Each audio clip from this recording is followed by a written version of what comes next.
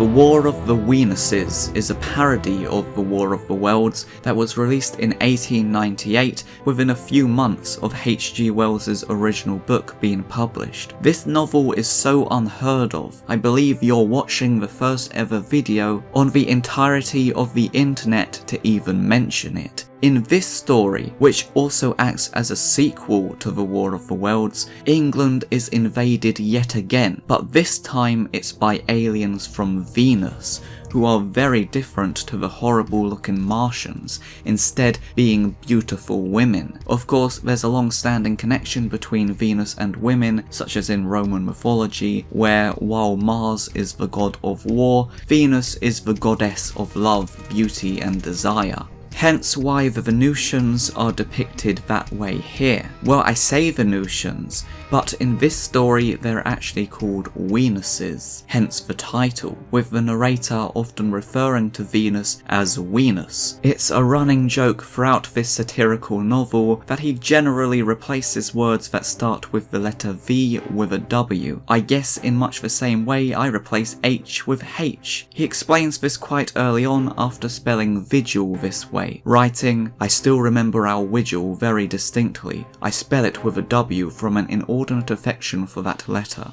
I'm assuming this is a reference to H.G. Wells frequently using words that begin with W in his story, writing about the pine woods between Woking and Weybridge, or the people of Walton and Weybridge, and of course in the title itself, The War of the Worlds. War of the Wenuses likewise name drops many places beginning with W quite randomly, with the narrator saying, "Coming home, a party of bean feasters from Wimbledon, Wormwood Scrubs or Woking passed us." It almost seems to me like the parody's author was like, okay, this is going to be about an invasion from Venus, but I want to keep the alliteration of the title. But Venus begins with a V, so I'll just replace V with W in every word with no reasonable explanation. I guess Wenuses also just sounds funny. As can be seen from that alone, this book is very silly in a good way. One of the very few reviews I found of it compared it to Spaceballs. It is indeed quite ridiculous, which is to be expected from its author E.V. Lucas, or should I say E.W. Lucas,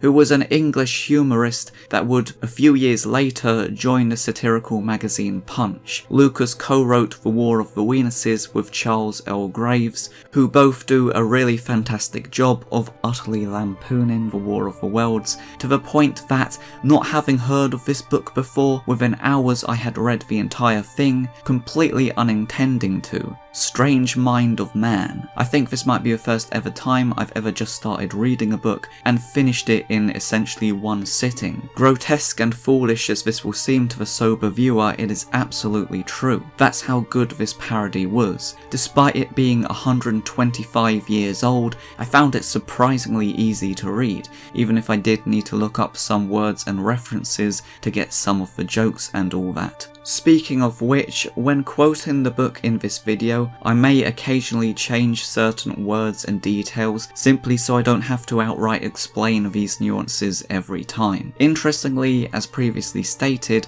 this story not only acts as a parody of The War of the Worlds, but also as a sequel, with the narrator being the same narrator from the original. But also, the narrator is meant to be H.G. Wells, which I found interesting as it shows that even basically as soon as The War of the Worlds was published, the theory that the narrator is basically a fictional H.G. Wells himself has existed, and also explains that that's why the character is portrayed as having that inordinate affection of the letter W, albeit exaggerated heavily. However, in this, his surname isn't Wells, as shown on the title page introducing the book, The War of the Wenuses, translated from the Artesian of H.G. Pozzuoli, author of The Treadmill, The Isthmus of Dr. Day, The Vanishing Lady, etc., etc. Pozzuoli has been interpreted as the Latin for well, so H.G. Pozzuoli is literally H.G. Well. But not only that, but Artesian is also a well. This book makes a lot of puns on Wells's surname, to the point I'm sure I've probably missed some, and The War of the Worlds is canon in this sequel, as in The War of the Worlds as a book exists as the actual account of the Martian invasion that the narrator wrote. He very nonchalantly references references his experiences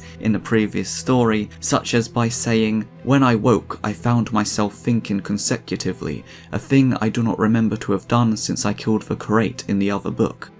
For reference, in War of the Worlds, the narrator gets trapped in a building surrounded by Martians with a clergyman known as the Kurate, who kind of becomes insane and starts making a lot of noise, endangering both of their safety. So the narrator, in desperation, knocks him out by striking him with the butt of a meat cleaver. But the noise attracts the Martians, who discover the unconscious Kurate and drags his body away to his death. So technically, the narrator isn't directly responsible for his death, like he didn't straight up murder him, but War of the Wenuses naturally plays it up to much hilarity. Book 1, The Coming of the Wenuses, explains that Venus has a very harsh environment, as it says, proved by the recent observations of Puy of Paris. Its orbit is steadily but surely advancing sunward. Puy means well in French, by the way. This has resulted in the planet rapidly becoming almost too hot for clothes to be worn, which the Wenuses, who are stereotypically obsessed with clothes and fashion, consider a horrible fate and naturally look with envious eyes upon the department stores of Earth. Consequently, they launch their ships, which are not cylinders, but instead crinolines, basically a giant Victorian skirt, which reminds me of like Austin Powers or Jimmy Neutron with the idea of a spaceship shaped like a specific object. The narrator continues, "Had our instruments permitted it, we might have witnessed their preparations. Similarly, pigs, had they wings, might fly." By this point, Ogilvy is dead, of course, so instead it is Swears, the eminent astronomer and objurganist,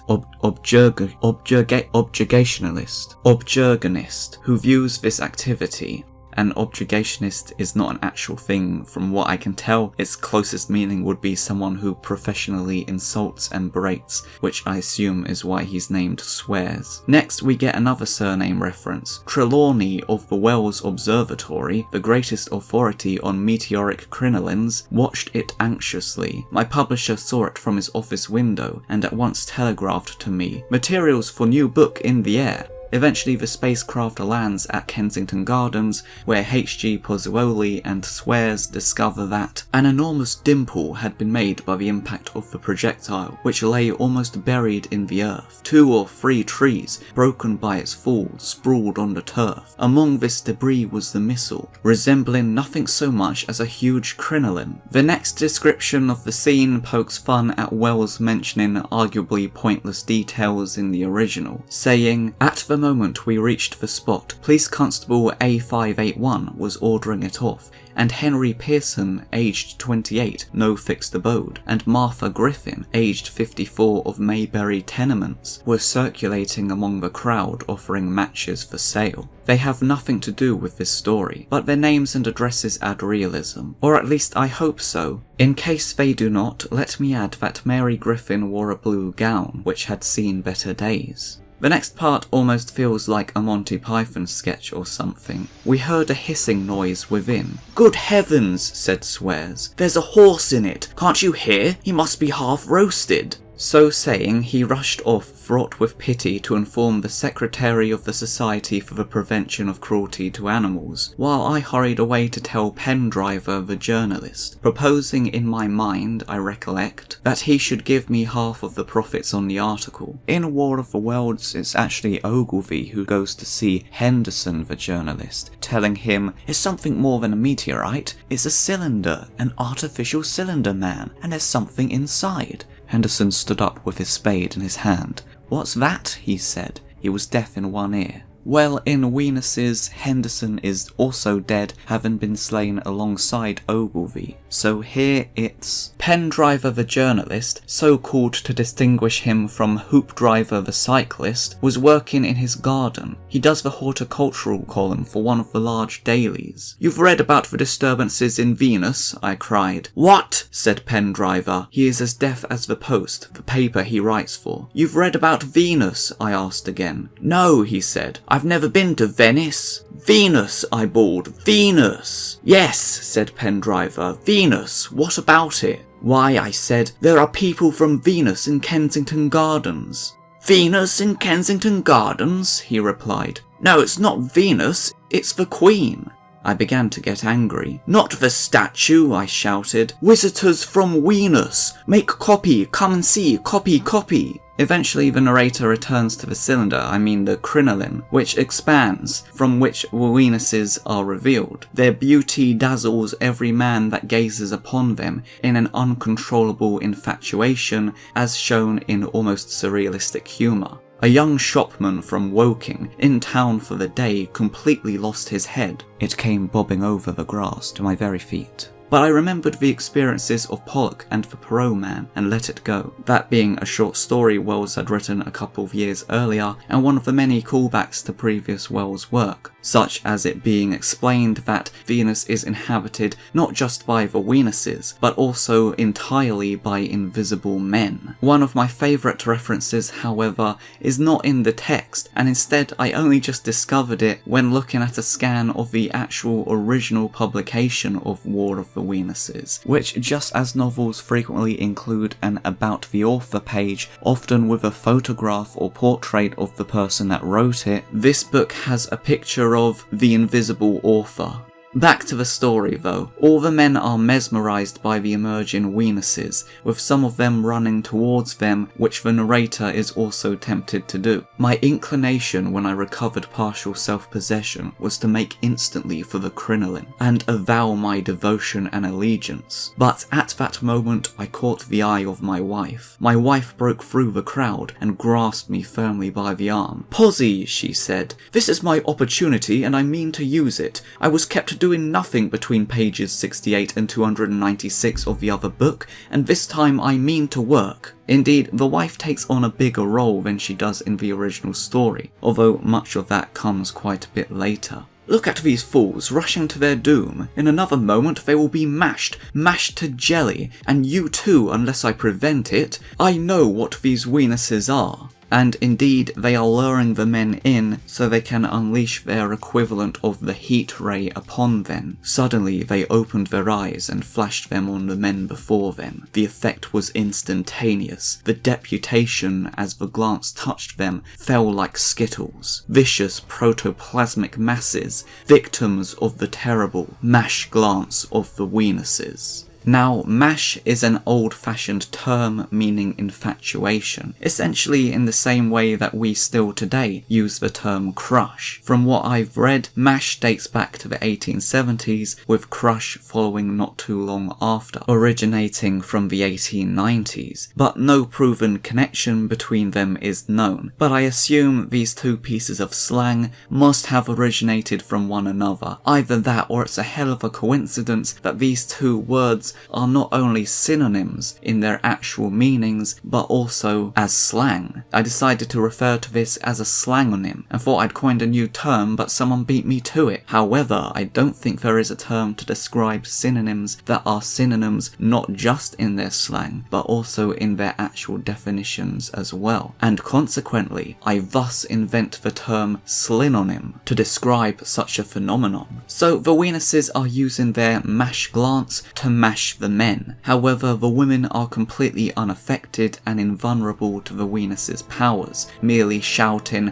"Shameless hussies!" and slagging them off basically. Consequently, the narrator's wife shields him so he can escape. However, the top of his head is singed by the mash glance, and he discovers that the top of his head is shaved perfectly clean, as with a heat razor. He managed to get away from their gaze, yet my feeling was not one of joy at my escape. Strange mind of man. Instead, even with the Wenuses' victims lying all around me, my heart went out to the crinoline and its astral occupants. I too wished to be mashed, and suddenly I was aware that my wife knew that I was thinking thus. With an effort I turned and began a stumbling run through the park. I didn't realise it at the time, but from this moment onwards, the narrator isn't trying to avoid the Wenuses, he's trying to avoid his wife. Much of the humour of this book comes from making fun of lines from the original. Consequently, much like the Scary Movie 4 parody of the 2005 film, some of the elements are funniest if you've recently read or are very familiar with the target of its parody. For instance, in The War of the Worlds, Wells writes, "I remember nothing of my flight, except the stress of blundering against trees and stumbling through the heather." War of the Wenuses takes the piss out of this, saying,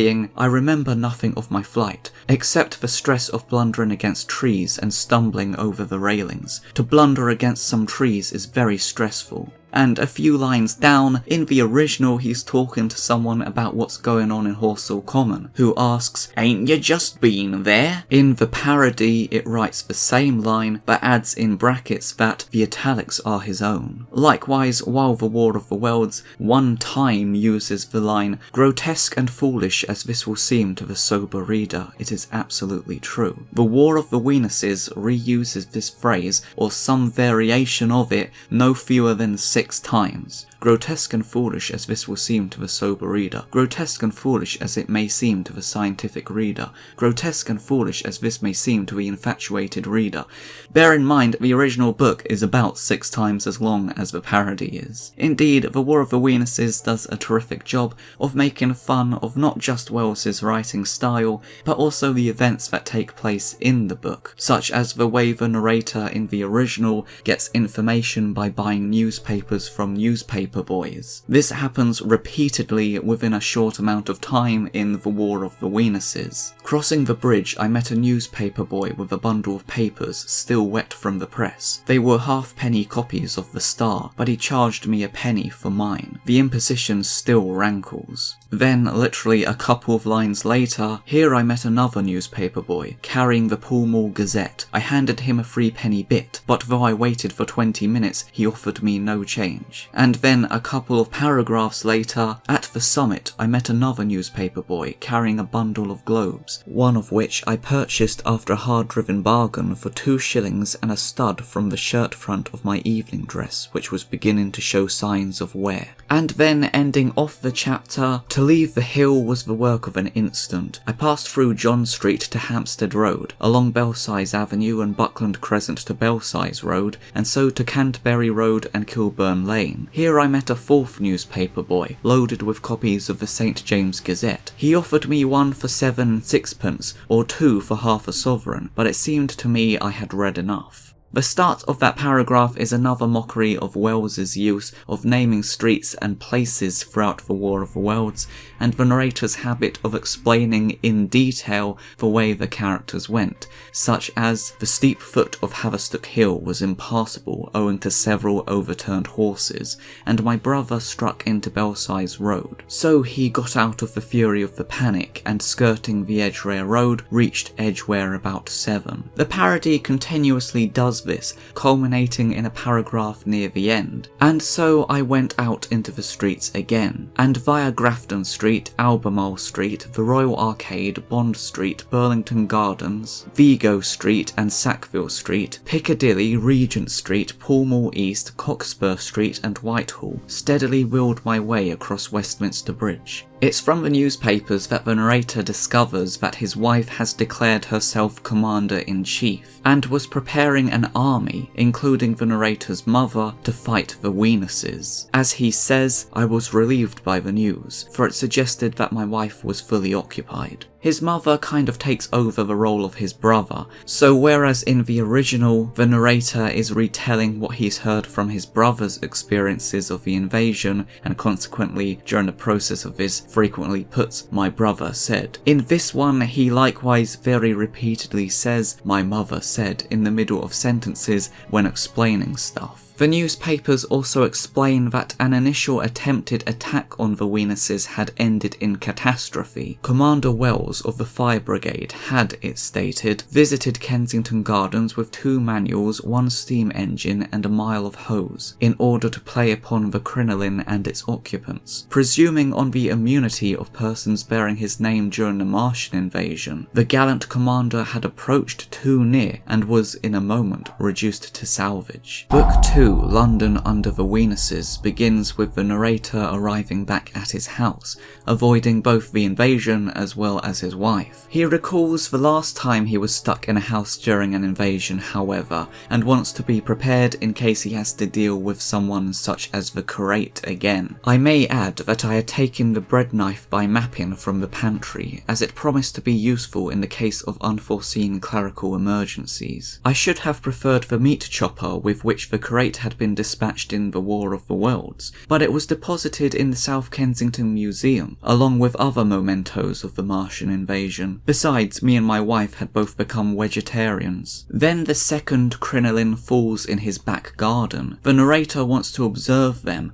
but needs to protect himself from their powers, to which, as previously stated, women are invulnerable. To disguise my sex and identity would guard me from the jellifying mash glance of the Wenuses. Arrayed in feminine garb, I could remain immune to their malignant influences. With me, to think is to act, so I hastily ran upstairs, shaved off my mustache, donned my wife's bicycle skirt, borrowed the cook's Sunday bonnet from the servant's bedroom, and hastened back to my post of observation at the scullery door. Here he witnesses the red weed, which is what you might expect a parody of the War of the Worlds might do, with something named as such. The Wenuses take the red weed and, in an incredibly short space of time, had rolled its carmine tendrils into slim cylinders and inserted them within their lips. The external ends suddenly ignited as though by spontaneous combustion, but in reality that result was affected by the simple process of deflecting the optic ray. Clouds of rosette vapour ascending to the dome of the canopy partially obscured the sumptuous contours of these celestial invaders. Their indulgence in the red weed has been, I think, satisfactorily proved by the researches of Dr. Moreau. The narrator then hears a banging at the door and finds it's Professor Tibbles, the classical examiner, shouting, "Let me in, let me in!" The professor, already exacerbated by the study of Latin, was in a state of acute erethism.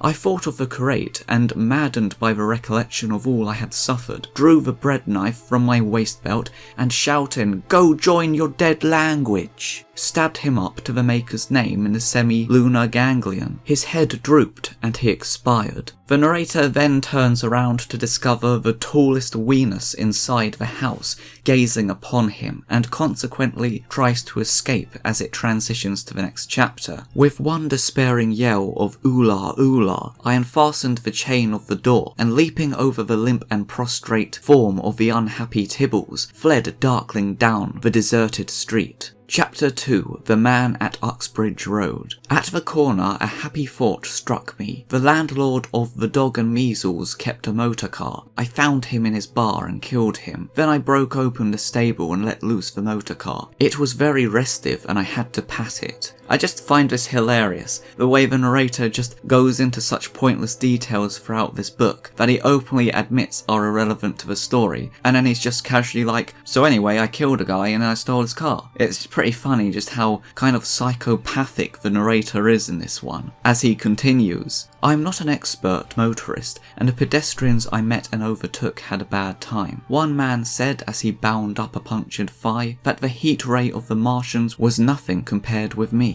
Eventually he crashes the car as the motor took the wick between its teeth and fairly bolted, and ends up making his way to Uxbridge Road Station, where he encounters the artilleryman in one of the funniest parts of this whole parody. Of course, in the War of the Worlds, the artilleryman is a character the narrator meets quite early on, gets separated from, and after the Martian attack, they randomly encounter each other after 2 weeks or so, or as the artilleryman says, "It's not 16 days altogether, and your hair is grey." The artilleryman then shares his bleak yet captivating survival plan with the narrator, who initially admires what he perceives as the intelligence and depth of thought in his process, and is astonished that someone he considers intellectually inferior is saying facts that he himself had not even thought of. As it says, "I sat contemplating these things. I could find nothing to bring against this man's reasoning. In the days before the invasion, no one would have questioned my intellectual superiority to his. I, a professed and recognised writer on philosophical themes, and he, a common soldier, and yet he had already formulated a situation that I had scarcely realised. War of the Wenuses exaggerates this to, in my opinion, much hilarity, with the artilleryman stating simple facts, which absolutely amazes the narrator, who utterly gushes over him because of this. The idea of the artilleryman being more intelligent than the narrator in the original expects he should be is also illustrated by his use of, yet initial struggle to remember, more intellectual words. In particular, when he says, "Those of a less simple sort will work in a bit of, eroticism." War of the Wenuses lampoons this detail massively, as you'll see. I found the platform empty, save for a colony of sturdy little newsboys whose stalwart determination to live filled me with admiration, which I was enjoying, until a curious sibilation beneath the bookstall stirred me with panic. Suddenly, from under a bundle of British weeklies, there emerged a head, and gradually a man crawled out. It was the artilleryman.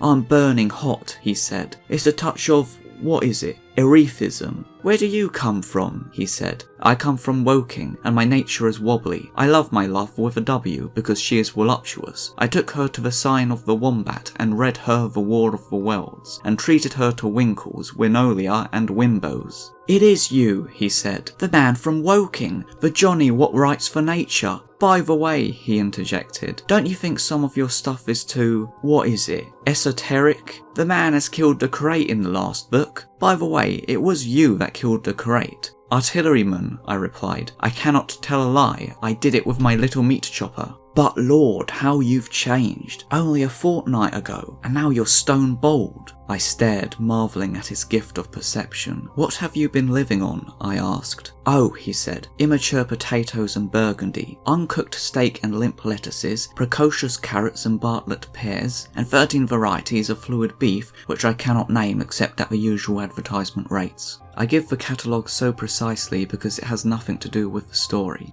"It's all over with mankind," I muttered. "It is all over," he replied. "The Wenuses have only lost one crinoline, just one, and they keep on coming. They're falling somewhere every night. Nothing's to be done. We're beat." I made no answer. I sat staring, pulverised by the colossal intellectuality of this untutored private. He had attended only 3 of my lectures and had never taken any notes. "I ain't an ornamental soldier, but I've got a good deal of cosmic kinetic optimism, and it's the cosmic kinetic optimist what comes through. Now these Wenuses don't want to wipe us all out. It's the women they want to exterminate. They want to collar the men, and you'll see that after a bit they'll begin catching us, picking the best and feeding us up in cages and men coops." "Good heavens!" I exclaimed. "But you are a man of genius indeed," and I flung my arms around his neck. "Steady on," he said. "Don't be so, ebullient." "And what then?" I asked, when my emotion had somewhat subsided. In the War of the Worlds, the narrator initially goes along with the artilleryman's plan, which is basically to live in the sewers and build a network of holes connecting the underground. However, while they commence this plan at first, they quickly end up just being lazy, eating, drinking champagne, playing games and smoking cigars. As it says, he insisted upon playing cards after we had eaten. Grotesque and foolish as this will seem to the sober reader, it is absolutely true, and what is more remarkable, I found the card game and several others we played extremely interesting. Strange mind of man, that with our species upon the edge of extermination or appalling degradation, with no clear prospect before us but the chance of a horrible death, we could sit following the chance of this painted pasteboard and playing the Joker with vivid delight. Afterwards he taught me poker, and I beat him at 3 tough chess games. Well, here's how the artilleryman explains his plan in The War of the Wenuses. "You and I are mean little cusses. We shall get off. The Wenuses won't want us, and what do we do? Take to the drains." He looked at me triumphantly. Quailing before his glory of intellect, I fainted. "Are you sure?" I managed to gasp on recovering consciousness. "Yes," he said. "Sewer, the drains are the places for you and me. Then we shall play cricket.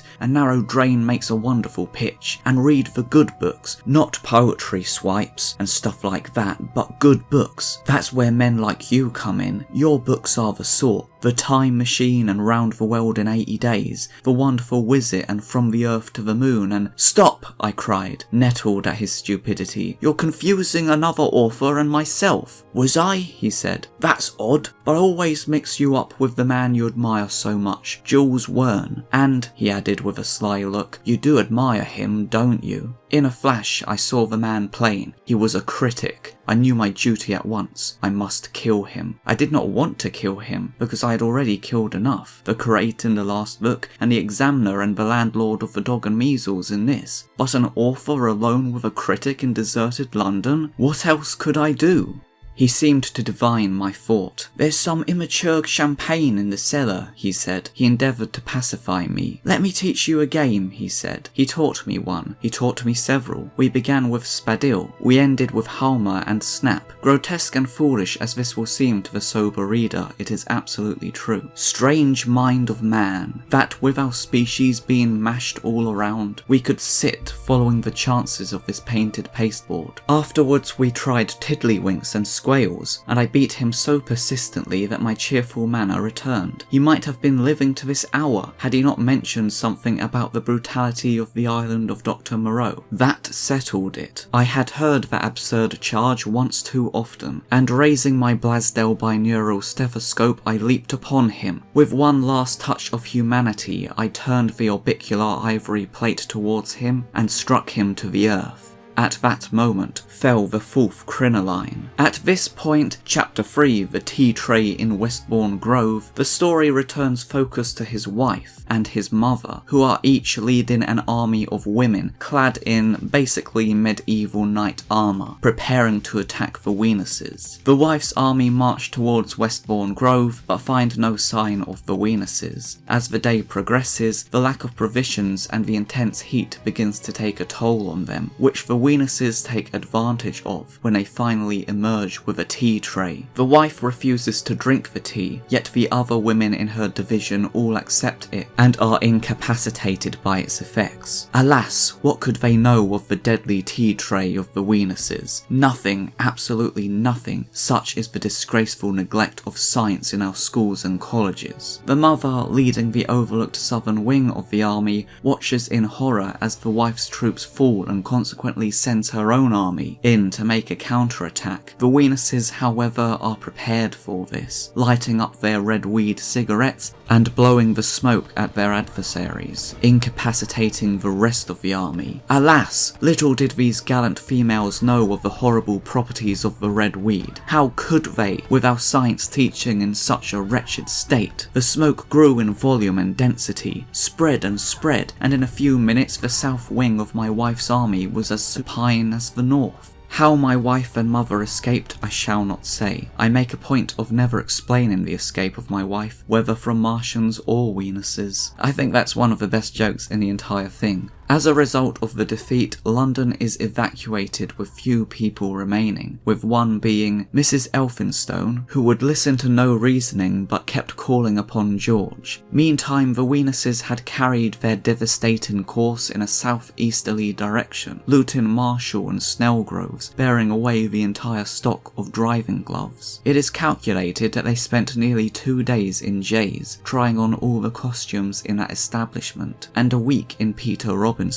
During these days I never quitted Uxbridge Road Station, for just as I was preparing to leave, my eye caught the title on the bookstall of Grant Allen's work The Idea of Evolution, and I could not stir from the platform until I had skimmed it from cover to cover. The narrator then begins to hear a noise. The persistent ululation began to get upon my nerves. I found, moreover, that I was again extremely hungry and thirsty. It was already noon. Why was I wandering alone in this derelict city, clad in my wife's skirt and my cook's Sunday bonnet? With infinite trouble, I managed to break into a vegetarian restaurant and made a meal of some precocious haricot beans, 2 servings of Welsh rarebit, and 10 bottles of botanic beer. I determined to make my way to Marble Arch, in the hopes of finding some fresh materials for my studies in the Stone Age. stage. But he also states that he had a morbid desire to gaze on the Wenuses once more, and so he later ends up in a soap works where he witnesses the Wenuses working on some kind of large tanks while chanting in tones of unearthly gravity, a strain poignantly suggestive of baffled hopes, thwarted aspirations, and impending departure. So absorbed were they in their strange preparations that they were entirely unconscious of my presence. Grotesque and foolish as this may seem to the infatuated reader, it is absolutely true. Gradually, from out of the troubled surface of the tanks, there rose a succession of transparent, iridescent globules. The Wenuses then desisted from their labours of inflation and suddenly plunging into the tanks, reappeared inside these opalescent globules. Never shall I forget the touching scene that now unfolded itself before my bewildered eyes. Each ensphered in her beatific bubble, floated tremulously upward on the balmy breeze. They were passing away from the scene of their brief triumph. Frenzied with despair, I shot out an arm to arrest the upward transit of the nearest Wenus, when a strange thing occurred. "At last!" said a voice. I was startled. It was my wife, accompanied by Mrs. Elphinstone, my mother, the widow of the landlord of the Dog and Measles, Professor Tibble's father in deep mourning, and the artilleryman's brother from Beauchamp's little livery stables.